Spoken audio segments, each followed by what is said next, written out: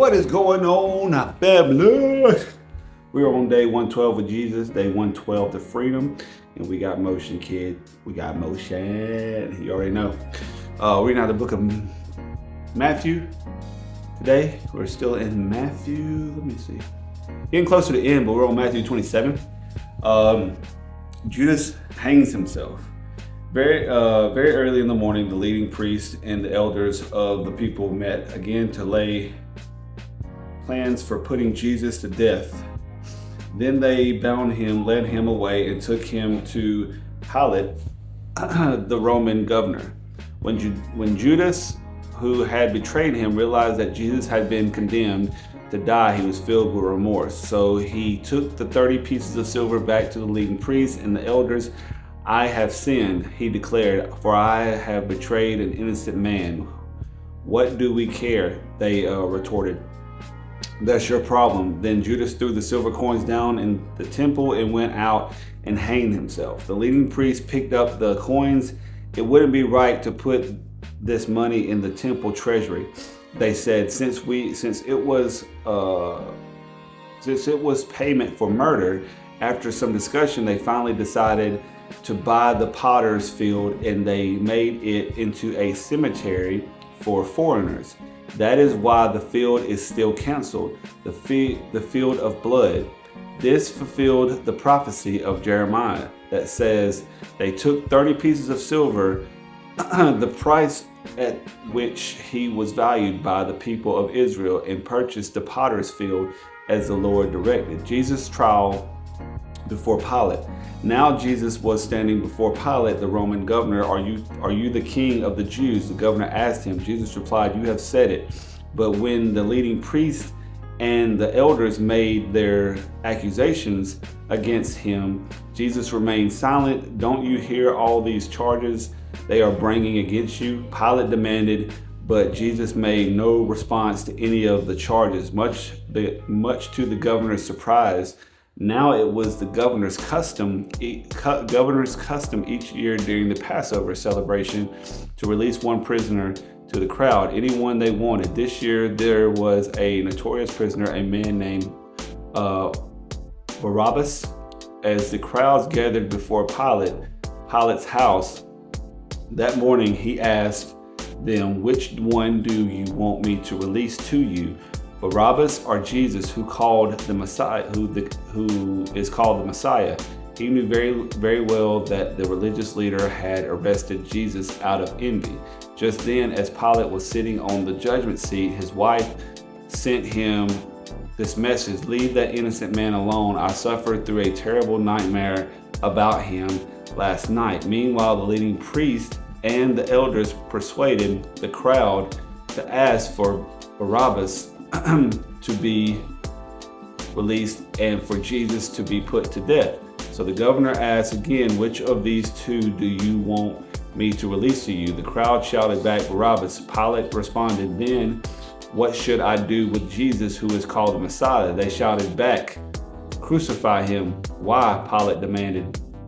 "What crime has he committed?" But the mob roared even louder, "Crucify him." Pilate saw that he wasn't getting anywhere and that a riot was developing. So he sent for a bowl of water and washed his hands before the crowd, saying, I am innocent of this man's blood. The responsibility is yours." And all the people yelled back, "We will take responsibility for his death, we and our children." So Pilate released Barabbas to them. He ordered Jesus flogged with a lead-tipped whip, then turned him over to the Roman soldiers to be crucified. The soldier mocked Jesus. Some of the governor's soldiers took Jesus into their headquarters and called out the entire regiment. They stripped him and put a scarlet robe on him. They wove thorn branches into a crown and put it on his head, and they placed a reed stick in his right hand as a scepter. Then they knelt before him in mockery and taunted, "Hail, King of the Jews!" And they spit on him and grabbed the stick and struck him on the head with it. When they were finally tired of mocking him. They took off the robe and put his own clothes on him again. Then they led him away to be crucified, the crucifixion. Along the way, they came across a man named Simon who was from Cyrene, and the soldiers forced him to carry Jesus' cross. And they went out to a place called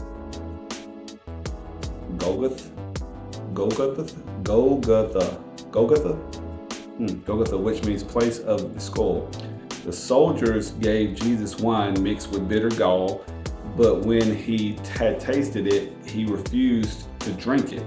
After they had nailed him to the cross, the soldier gambled for his clothes by throwing dice. Then they sat around and kept guard as he hung there. A sign was fastened above Jesus' head, announcing the charge against him. It read, "This is Jesus, the King of Jews." Two revolutionaries were crucified with him, one on his right and one on his left. The people passing by shouted abuse, shaking their heads in mockery. "Look at you now," they yelled at him. "You said you were going to destroy the temple and rebuild it in 3 days. Well then, if you are the Son of God, save yourself and come down from the cross." The leading priests, the teachers of the religious law, and the elders also mocked Jesus. "He saved others," they scoffed, "but he can't save himself. So he is the King of Israel, is he? Let him come down from the cross right now and we will believe in him. He trusted God, so let God rescue him now if he wants him. For he said, 'I am Son of God.'" Even the revolutionaries who were crucified with him ridiculed him in the same way. The death of Jesus. At noon, darkness fell across the whole land until 3 o'clock. About 3 o'clock, Jesus called out with a loud voice, "Eli, Eli, lema sabachthani?" Eli, lema sabachthani. That's what it sounds like. Which means, my God, why have you abandoned me?" Some of the bystanders misunderstood and thought he was calling for the prophet Elijah. One of them ran and filled a sponge with sour wine, holding it to him on a reed stick so he could drink. But the rest, "Wait, let's see whether Elijah comes to save him." Then Jesus shouted again, and he released his spirit. At that moment, the curtain in the sanctuary of the temple was torn in two from top to bottom. The earth shook, rocks split apart, and tombs opened. The bodies of many godly men and women who had died were raised from the dead. They left the cemetery after Jesus' resurrection, went into the holy city of Jerusalem, and appeared to many people. The Roman officer and the other soldiers at the crucifixion were terrified by the earthquake and all that had happened. They said this man truly was the Son of God, and many women who had come from Galilee with Jesus to care for him were watching from a distance. Among them were Mary Magdalene, Mary the mother of James and Joseph, and the mother of James and John, the son of Zebedee. The burial of Jesus. As the evening approached, Joseph, a rich man from Arimathea, who had become a follower of Jesus, went to Pilate and asked for Jesus' body. And Pilate issued an order to release it to him. Joseph took the body and wrapped it in a long sheet of clean linen cloth. He placed it in his own new tomb, which had been carved out of the rock. Then he rolled a great stone across the entrance and left both Mary Magdalene and the other Mary were sitting across from the tomb and watching. The guard at the tomb. The next day on the Sabbath, the leading priests and the Pharisees went to see Pilate. They told him, "Sir, we remember what the deceiver once said while he was still alive. After 3 days, I will rise from the dead. So we request that you seal the tomb until the 3rd day. This will prevent his disciples from coming and stealing his body and then telling everyone he was raised from the dead. If that happens, we'll be worse off than we were at first." Pilate replied, "Take guards and secure it the best you can." So they sealed the tomb and posted guards to protect it. Kaboom! But yeah, I literally just walked in from work. It's 4:30, almost 12 hours today. This, I think that's why I'm trying to figure out a routine with this, because it's kind of hard to like do this video either I'm doing it in the mornings or I'm doing it in the afternoons, or like, and stuff like that. And it's like I lose track of time. So it's kind of hard to come home and do all this and stuff. So I'm trying to figure out a way to implement something to make this word a little bit more, like I said, it's more of like a flow, not a force.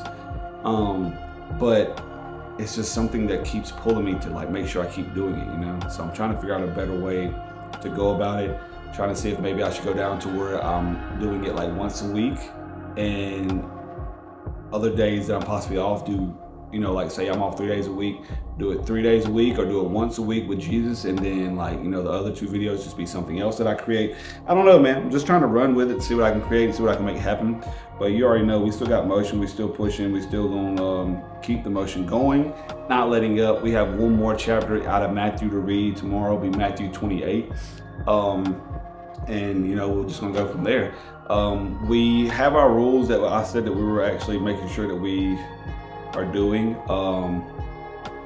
What did I say? I think I started them. It was like, it's a habit tracker, right?